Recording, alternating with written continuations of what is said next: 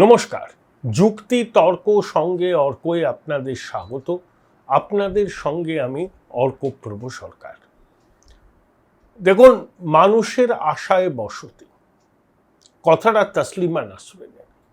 বাধ্যতামূলক প্রবাসী জীবন থেকে ঘরে ফেরার তীব্র আকুতি থেকেই তসলিমা এই লাইনটা লিখেছিলেন।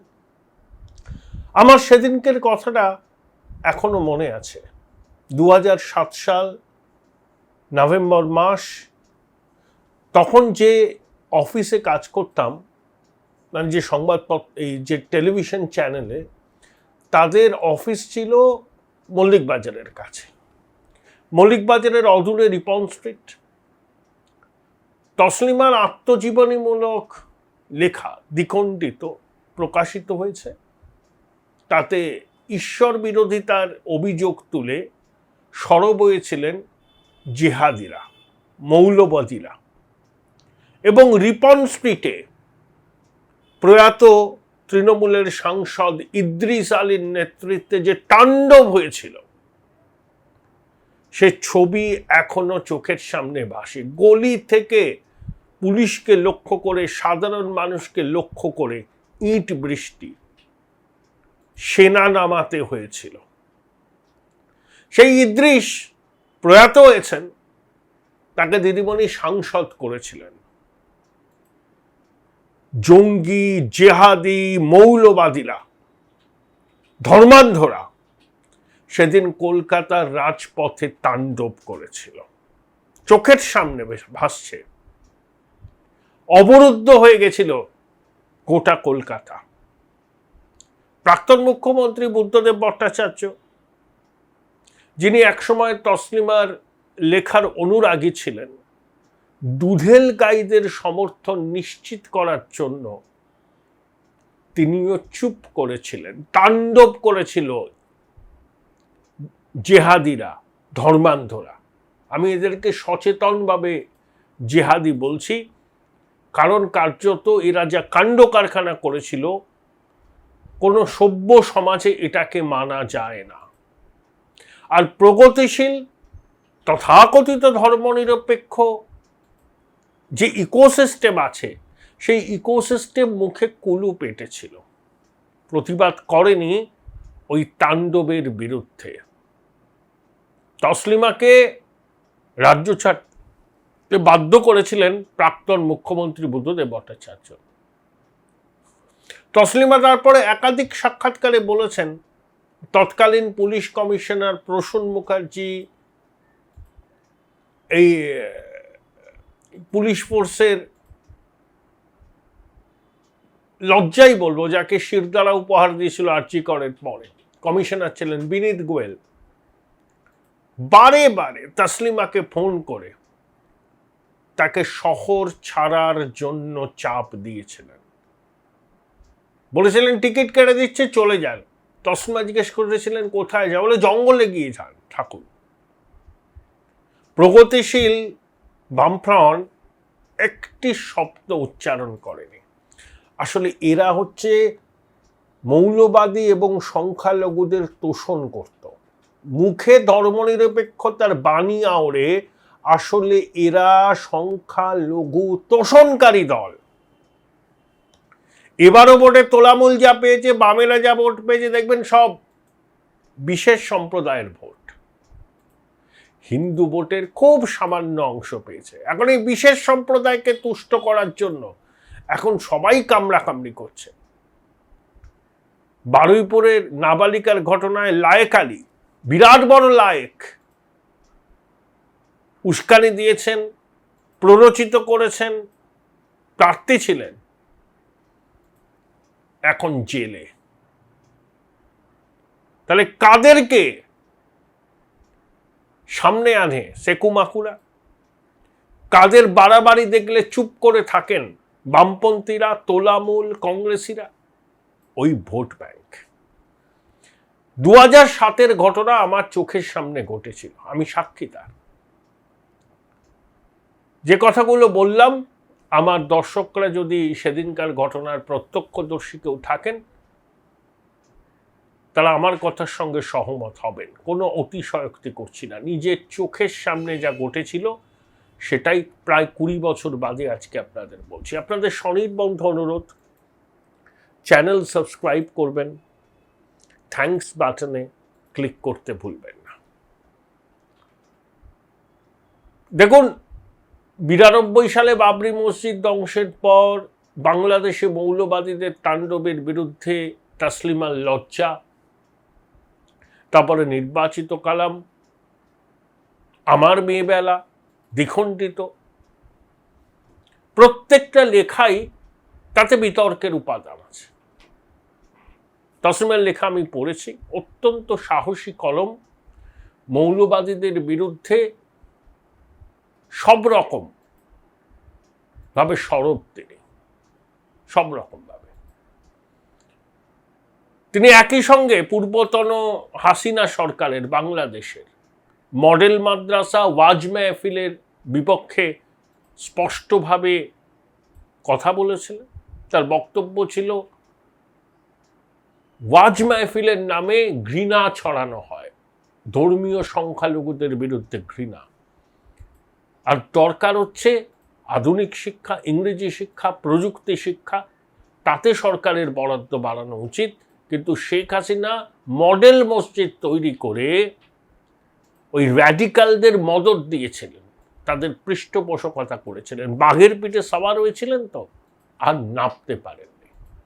তাই বাংলাদেশে ঘটে চলা হিন্দু নিধন, অসহিষ্ণুতা, হিজবুত তাহরির, আল কায়দা সাবকন্টিনেন্ট, আনসার আল্লাহ বাংলার বারবারন্তের বিরুদ্ধে তাসলিমা সরব।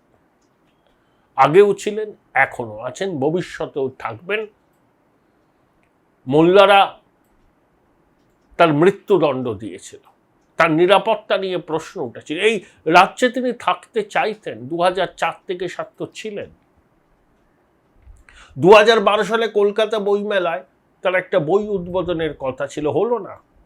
হীরক রানী ভয় পেলেন, মৌলবাদীদের চাপের মুখে নতি স্বীকার করলেন।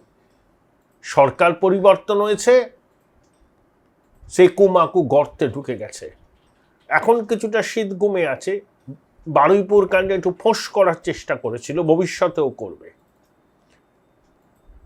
এদের মুখে ঝামা ঘষে দিয়েছেন শুভেন্দু অধিকারী।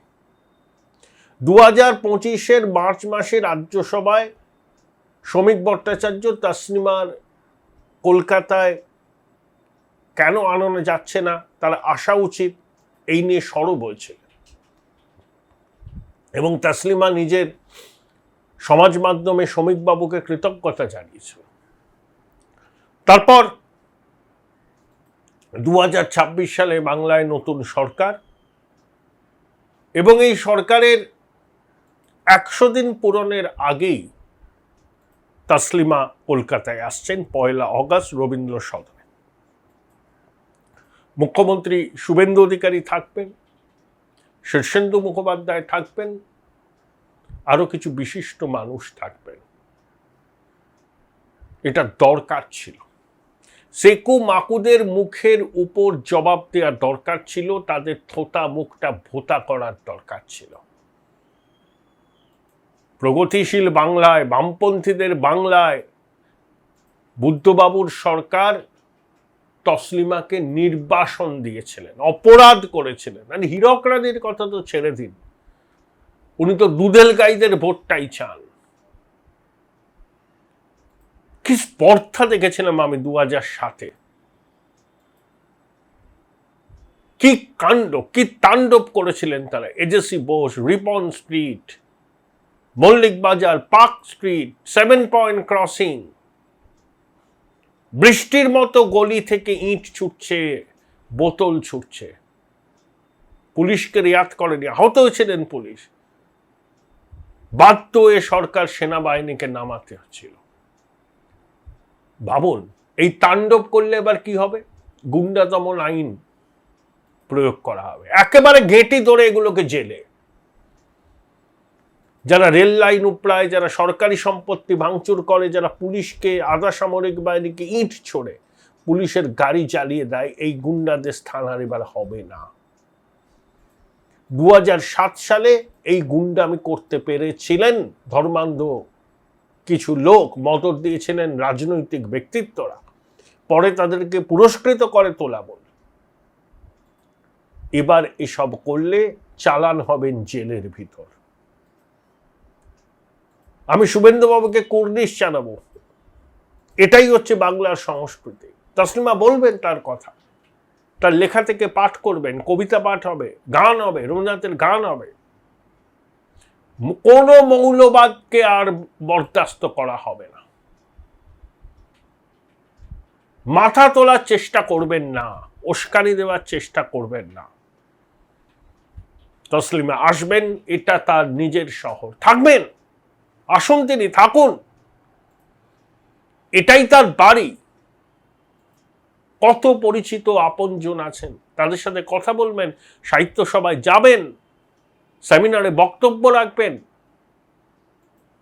লিখবেন। এটাই তো আমরা চাই। ছিলেন তো 2004 থেকে 7। বামপন্থীরা রাখতে পারেননি তসলিমাকে। তারা তো ধর্মনিরপেক্ষতার বড়াই করে, আসলে তারা ভণ্ড সেকুলার। ধর্মান্ধদের চাপের মুখে নতি স্বীকার করেছিলেন। ঐতিহাসিক ভুল শোধরানোর দায়িত্ব নিয়েছেন শুভেন্দুবাবু, এবং এটা তিনি করে দেখাবেন। তাকে কুর্নিশ জানাই। উদ্যোক্তারা শুভেন্দুবাবুকে তাদের ইচ্ছার কথা বলেছিলেন, শুভেন্দুবাবু বলেছিলেন আপনারা এগিয়ে যান, নিরাপত্তার দায়িত্ব আমাদের, ব্যাস, দ্যাটস অল।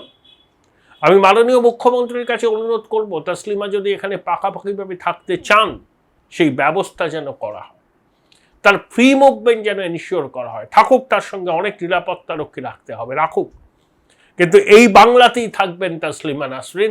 সেটাই হবে ধর্মান্ধ মৌলবাদীদের মুখের উপর জবাব এবং ভণ্ড সেকু মাকুদের মুখোশ খুলে দেওয়া। আমি আশা করি মাননীয় মুখ্যমন্ত্রী এই ব্যবস্থাটাও করবেন, এবং তসলিমা নাসরিন ভারতবর্ষে থাকলে কলকাতাতেই পাকাপাকিভাবে থাকবেন, আর তার ঠিকানা বদল করতে হবে না। আমি শুভেন্দুবাবুর কাছে অনুরোধ করব, এটা শুধু আমার মত নয়, আমার মতো অসংখ্য মানুষের এটাই কিন্তু দাবি।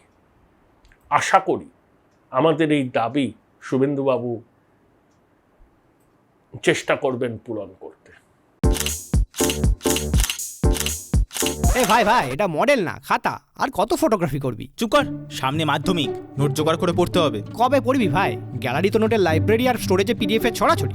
ধুর, কোনটা পড়বো কোনটা ছাড়বো কিছুই তো বুঝতে পারছি না। আরে তাহলে মৌলিক লাইব্রেরির বই পড়। ওদের সম্রাট এক্সক্লুসিভ সাজেশন বইগুলোতে পাবি সমস্ত গুরুত্বপূর্ণ এমসিকিউ, এসএকিউ ও বড় প্রশ্ন একেবারে উত্তর সহ। কমন পাবো তো? টপারদের জিজ্ঞেস কর। সম্রাট এক্সক্লুসিভ সাজেশন মাধ্যমিক, ভালো রেজাল্টের পাসওয়ার্ড। উচ্চ মাধ্যমিকের পর উজ্জ্বল ভবিষ্যৎ গড়তে NCHMCT পর্যটন দপ্তর, ভারত সরকারের hospitality and hotel management, Paschimbanga সরকারের মাকাউটের BBA BCA, fashion design, aviation tourism, culinary arts পড়ো SBI HM কলেজে। স্টুডেন্ট ক্রেডিট কার্ড ও ব্যাংক লোন পাবে SBI HM এ পড়লে। কোর্সের শেষে SBI HM দেশ ও বিদেশে চাকরির ব্যবস্থা করে থাকে। SBI HM হলো পশ্চিমবঙ্গের সেরা ম্যানেজমেন্ট কলেজ। SBIHM.com। বোলপুর শহরের কোলাহল থেকে মাত্র 20 মিনিট দূরেই রয়েছে সুন্দর রিসর্ট, যেখানে পেয়ে যাবে স্পেশিয়াস আর এস্থেটিক্যালি ডিজাইন রুম। তোমরা যারা গ্রুপে যাও তাদের জন্য আছে কমফোর্টেবল গ্রুপ স্টে অপশন, আর কাপলদের জন্য রয়েছে লাক্সারিয়াস সুইট রুম, তার উপর আবার ফ্ল্যাট 10% অফ। এখানে প্রকৃতির মাঝে তোমরা পেয়ে যাবে একটা সুন্দর সুইমিং পুল, ছোটদের জন্য প্লে এরিয়া আর একটা এস্থেটিক সেলফি কর্নার। প্রপার্টিটা পুরোটাই পেট ফ্রেন্ডলি, আর এখানে আছে অনেক কিউট ছোট ছোট র্যাবিটস। সকালের ব্রেকফাস্ট থেকে ডিনার পর্যন্ত পেয়ে যাবে একদম হোমলি কমফর্ট ফুড, যা এক কথায় অসাধারণ। বেঙ্গলি কুইজাইনের সাথে সাথে পেয়ে যাবে চাইনিজ আর নর্থ ইন্ডিয়ান অপশন। বিকেলে বনফায়ারের আলো, বন্ধুদের সাথে আড্ডা আর খোলা আকাশের নিচে গ্রাম বাংলার হাওয়া, পুরোটাই এক অপরূপ অনুভব। তাহলে বলো তোমরা কবে প্ল্যান করছো এই পিসফুল এসকেপটা? And don't forget to follow miss cupcake for more such travel updates.